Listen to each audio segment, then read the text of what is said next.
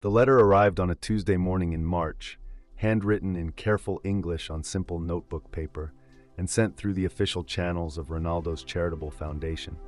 But what distinguished it from the thousands of other messages he received each week was not its presentation or dramatic language, but the quiet dignity and devastating honesty with which a Palestinian mother named Fatima Al-Zahra told the story of her family's daily existence under conditions that challenged everything Ronaldo thought he understood about fairness, human rights, and the responsibility that comes with having a platform that reaches millions of people around the world. The letter began simply, "Dear Mr. Ronaldo, my name is Fatima, and I am writing to you from Bethlehem. I am not writing to ask for money or help, but because my 12-year-old son Youssef loves football and loves you, and he asked me to tell you what our life is like, so that maybe you will understand why we need the world to see us as human beings, not just as problems or statistics in news reports that people change the channel to avoid." What followed was 8 pages of meticulous, heartbreaking detail about the daily reality of raising 4 children in a city surrounded by walls, checkpoints, and settlements that controlled every aspect of their movement, employment opportunities, access to health care, and ability to maintain connections with extended family members who lived just kilometers away, but might as well have been on different continents given the bureaucratic and physical barriers that separated them. Fatima wrote about waiting 3 hours at a checkpoint to take her youngest daughter to a specialist appointment at a hospital that was normally a 20-minute drive, only to be turned away by soldiers who decided that her permit, which had taken months to obtain, was not properly stamped, forcing her to reschedule the appointment and repeat the entire process weeks later, while her daughter's condition worsened and the family's savings dwindled from medical expenses and lost wages from days spent navigating military bureaucracy instead of working.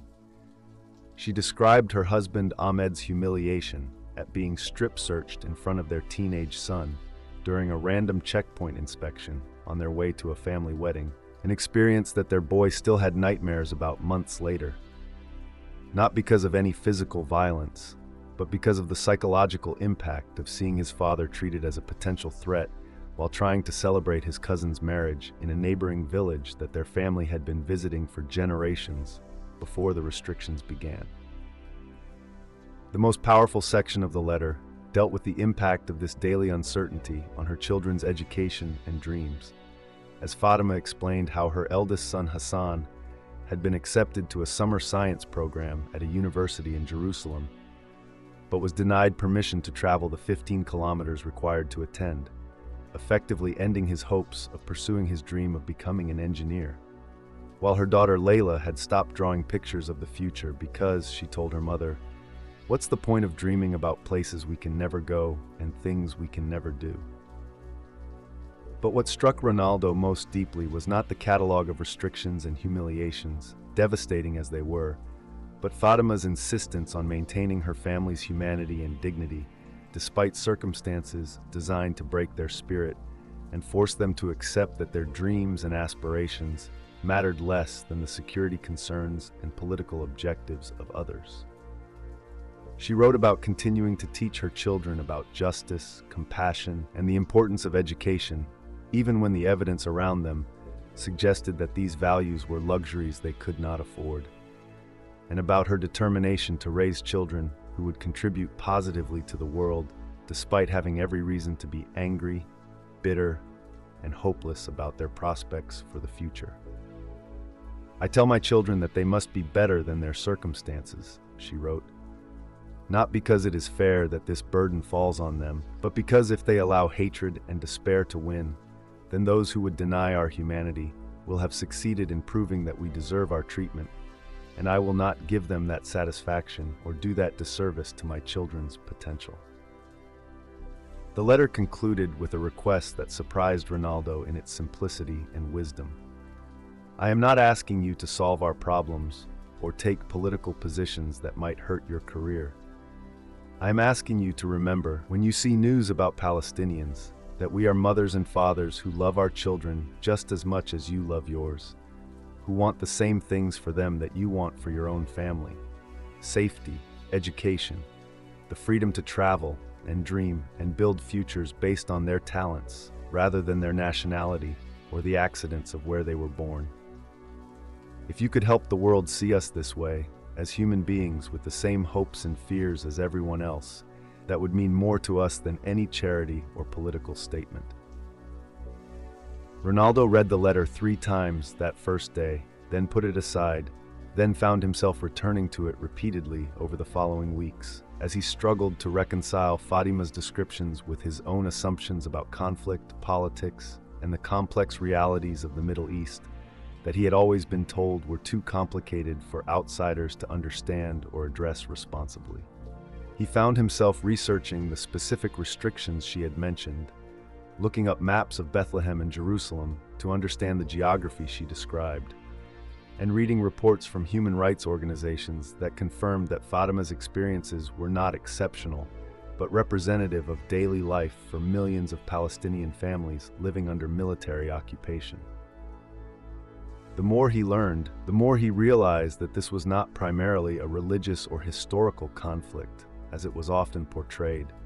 but a contemporary human rights situation where one population had extensive freedom of movement, economic opportunity, and legal protections, while another population, living in the same geographic area, faced systematic restrictions that would be considered intolerable if applied to any other group, and that this disparity was maintained through policies that affected children, elderly people, and families who had no connection to any political or military activities. 3 weeks after receiving Fatima's letter, Ronaldo made a decision that would fundamentally change how he thought about his responsibilities as a public figure with global influence. He called his media team and announced that he wanted to visit Bethlehem, not for a photo opportunity or charitable event, but to meet with ordinary Palestinian families and see firsthand the conditions that Fatima had described, because he realized that he could no longer base his understanding of such important issues on news reports and political analyses when he had the resources and platform to learn directly from people who were living these realities every day. The visit was arranged quietly, without advance publicity, and when Ronaldo arrived at Fatima's modest home in Bethlehem, accompanied only by a translator and a security advisor, he was struck immediately by the contrast between the warmth and hospitality of his reception and the harsh realities of the physical environment surrounding them, including the massive concrete wall that dominated the view from their living room window and the constant sound of military helicopters that punctuated their conversation. Meeting Youssef, the football-loving son who had inspired his mother's letter, was particularly moving for Ronaldo, because the boy's enthusiasm and skill were immediately apparent, despite his lack of access to proper training facilities or equipment. And when they kicked a ball together in the small courtyard behind the house, Ronaldo could see the same passion and natural ability that he remembered from his own childhood. But constrained by circumstances that had nothing to do with talent or dedication, and everything to do with political realities beyond any individual family's control. The conversation with Fatima and Ahmed lasted for 3 hours, during which they shared not only their own experiences, but also introduced him to neighbors and friends who told similar stories of dreams deferred, opportunities denied, and daily humiliations that would be front-page news if they happened to any other population, but which had become so normalized in this context that they barely registered in international media coverage.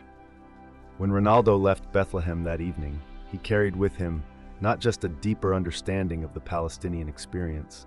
but a recognition that his previous silence on such issues had been a form of complicity, and that having a platform that reached hundreds of millions of people came with obligations that extended beyond entertainment and sport, to include speaking honestly about injustice wherever he encountered it, regardless of the political or commercial risks that such honesty might entail. The statement he released after the visit was measured but unambiguous. "I have met with Palestinian families in Bethlehem and seen firsthand how military occupation affects the daily lives of ordinary people, including children who share the same dreams as young people everywhere, but face restrictions on their movement, education, and opportunities that no child should have to endure." These families welcomed me with kindness and dignity, despite having every reason to be bitter about their treatment. And they taught me that remaining silent about injustice is not neutrality. It is complicity with systems that deny basic human rights to millions of people based on their ethnicity and nationality. The response was immediate and polarized, with Palestinian communities around the world expressing gratitude that someone with Ronaldo's global reach had taken the time to understand their experiences and speak honestly about what he had witnessed, while supporters of Israeli policies accused him of being manipulated by propaganda and ignoring the security concerns that justified the restrictions he had criticized. But for Ronaldo, the most important response came in a follow-up letter from Fatima, who wrote, "Thank you for seeing us as human beings worthy of the same rights and dignity that people everywhere deserve. You have given my children hope that the world has not forgotten us, and that someday they might live in a place where their dreams matter as much as anyone else's dreams, and that hope is more valuable than any gift you could have given us."